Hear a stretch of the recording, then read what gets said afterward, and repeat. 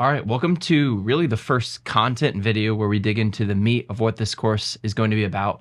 In this video, we're going to be talking about how to build your team to get started. So let's dive right in. When you're looking at building a team and you're investing either out of state or in state, you need trusted advisors along the way. That team should 100% consist of an agent who's well educated in real estate investing, a property manager, a good contractor, and the last one is lenders. So the way that I look at this team is it is your tools that you have in your shed. A great carpenter, right, that's going to come and remodel a house is not just going to have, one type of sanding tool with them or one type of chisel. They're going to have multiple tools that help lead them along the way. That's what all these players help you do. Hopping into, finding a good agent. We're going to have a whole specific breakdown of this later on in the course, but I just want to, give a high level overview. When vetting your agent, I think the number one thing you should ask them is, do you own at least a primary residence? It's okay, right? An agency, if you're helping retail buyers buy and sell real estate and you're still renting because you're getting off the ground, that's fine. I'm okay with that. Using your stepmom as an agent to buy your primary residence. But when you're buying an investment property, there are so many tricks and tactics in that purchase agreement to make an offer that's so desirable the seller can't turn it down. And it also protects your butt that gets you the best investment property, at least the best gateway and launch pad into it, that an investor agent is going to know what to write on that purchase agreement. The second piece of your team, we're going to focus in on how to vet good property managers. This one's a challenge. I'll be completely honest, because if you think about the idea of a property management company, what is the goal that they're doing? Well, they're solving everybody's problems and calling everybody and turning their day from a good day to a bad day. Let's be honest. If you're a tenant, you're late on rent, you're late on rent and the property manager calls you, your immediate reaction is, dang it, I'm late on rent. I owe this guy money and he's calling me to collect my debt. And if you're an owner, for me, and my property manager calls me, I'm like, this is money coming out of my account. I already know it. They don't call you to say, hoorah, the tenant paid on time, right? They're most likely looking over 400, 500 doors if they're been in the game long enough. They're not going to call you to celebrate the wins. They're only calling you for the negatives. That is a hard job to facilitate, and it takes a special character to be able to do it. I would be asking that question right off the gate.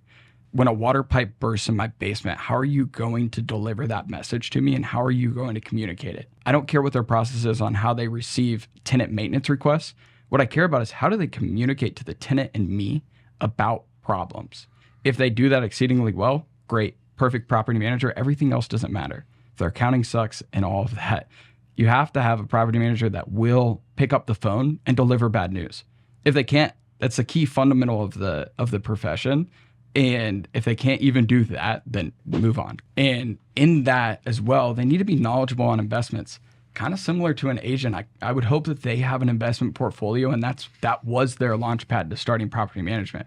Is we had so many doors that we decided to bring it in-house and create a system and expand out from that. Those are the best property managers that I've worked with, at least, are the ones that own doors themselves because they've been through the pain. So they're knowledgeable on investing, they communicate well, and they're honest and trustworthy. I would ask your manager, hey, would you be willing for me to review your books quarterly? Would you send me a balance sheet quarterly of the property? I've heard some horror stories when you get up to that 60, 70 doors, and that's a lot of accounting to keep track of on your part, that it's very, very easy for them to come up with work orders and slide money. I'm not saying this to put fear in you. I am a guy that's honest and takes what I learned from other people and won't hide behind that. This course is not going to be a glaring beautification of real estate investing. It's the honest truth. You have to have somebody that's willing to let you look in their junk drawer and know what's hiding behind the doors. Don't get caught up in a lawsuit because somebody took $50K from you, just easily scamming off the top. Also vet their reputation. Go look at Google reviews. Great. People can buy Google reviews. Try to email the people that left the reviews. Call them. Take this part of it seriously, especially if you're out of state. This is going to be the guy that's taking care of your property. Think of it as your primary residence. If you're leaving out of state on vacation, who are you letting take care of your house? Who are you having watch your dogs and allow them to stay in your house with your valuable possessions? That property manager should meet that same criteria. Pivoting over towards what a contractor should look like. I think that this is also a similar role to the PM. You're going to be paying them a lot of money to do big jobs. If that's just, a long-term rental and it's just a subcontractor coming in to change out a few water pipes, it's a different criteria. You can probably trust the person on Angie's List to do that. But if we're looking at somebody that's going to come in and be doing a large scope of work, and we'll talk about fix and flips later on in the course, you have to vet correctly what those contractors are doing. Last year, I spent the entire year telling my clients, I won't marry a contractor. I won't tell you, hey, this is my guy, use him. Well, I found that guy. And there's only one person that I will attach my name to and say they won't screw you over at the end of the day. And we're going to drop off leashes, contact all over this course. They're not paying us to do that, not sponsoring us in any way. It's because we trust them to do the right job, and we don't want people that buy this course to get screwed over by the bad contractors in this city. Every city has them. It's an industry where it is easy to, one, take way too much time to do a job, two, not provide enough people to complete a large scope of work, or three, just cut corners. I've had it. I've had the fix and flip that I go to list, and it's the cosmetic work, the detail, the craftsmanship sucks. And all of those are the ones that took the longest time. I walk it at the end to get a punch list to send back to the contractor and say, fix these things before I put it on the market. And I look at it and I'm like, we're 3 months over time on this. And the baseboards are all different baseboards in every room. Like, it just looks like crap. You have to have a contractor that your agent trusts, knows, likes, and trusts, and can work with. Because I'll tell you, I'm not motivated to go walk a property with a contractor that I don't like to even work with, right? I want to be the one facilitating that, because a lot of times it's going to come back to me. If I'm going to list your flip later on, or if I'm helping you through your burn, connecting you with a lender that's going to appraise that and get your equity out of it, I'm going to be opening those doors for you. And I have to be able to work with the people too. So in building your team, having that agent that can connect the dots to a lending source is super critical. Please don't use somebody out of state. If you are going to invest in another state, use a local lender. I don't care if they work at a national, global lending resource like JP Morgan. The lender that is facilitating that loan and the underwriter that's doing that loan, they need to have an Indianapolis address, please. Or they need to have the same address as your city. And I'll tell you why. And it always boils down to the appraisal process. I cannot tell you, I don't know why this is. I'm not an appraiser. I'm not in the appraisal world, right? Agents don't get to talk to the appraisers very often.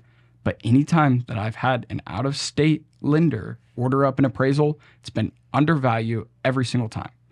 And I think that's because they just go to 1-800 appraisers and order a random guy off the shelf to go in and look at the property. They're not using the best appraisers in the city. Well, a local lender, of course, is going to have their list of, this is what desk we send all of our orders to. It's going to one of 5 guys that are going to truly evaluate the property. Do you know how many appraisals I've gotten back at the exact listing price whenever we're 10K over? There's a lot. And I think it's just lazy work, right? In every industry. That's this generation. It's just lazy work that people are not taking that extra mile and looking at all the angles. The other piece of the lending is it's okay to vet a few lenders. I encourage that. Check out rates, check out closing costs, check out all the different details that go into what loan and lending product you're going to use that works for your property. Don't get stuck in the mud on that though. If you're sitting there and we have a property that you're ready to jump out of the spreadsheet on, but you're like, well, I've already contacted 17 lenders. I just want to contact the 18th. They might have a lower rate. Get over it. Take the leap. You do not marry the rate. You date the rate. We can always refinance on it later. And whatever the closing costs are going to be, they're going to most likely be the same across the board, especially if you're using a short list that your agent provided you. Like, I have a lender that I feed his entire business. He's transparently said, Max, you are half my business. Do you think when I send him contacts that he's screwing them over on the back end? Heck no, because I wouldn't keep sending him contacts. Stick to that short list. Don't marry a lender. Don't marry a rate. Date the lender, date the rate. And you are buying a business when you buy an investment property. Business owners don't skimp on making quick decisions fast. So to recap, the 4 people you need on your team is your investor-friendly agent, your property manager, your contractor, and your mortgage lender. And The best practices is to, one, ask for referrals, talk to people who have actually used them. Do they have experience? Are they trustworthy? But two, your investor friendly agent should be connected to the last three. Pick someone that actually has investment properties or at least owns their primary residence when picking an agent. So we'll see you in the next video where we're going to talk you through the LAP system.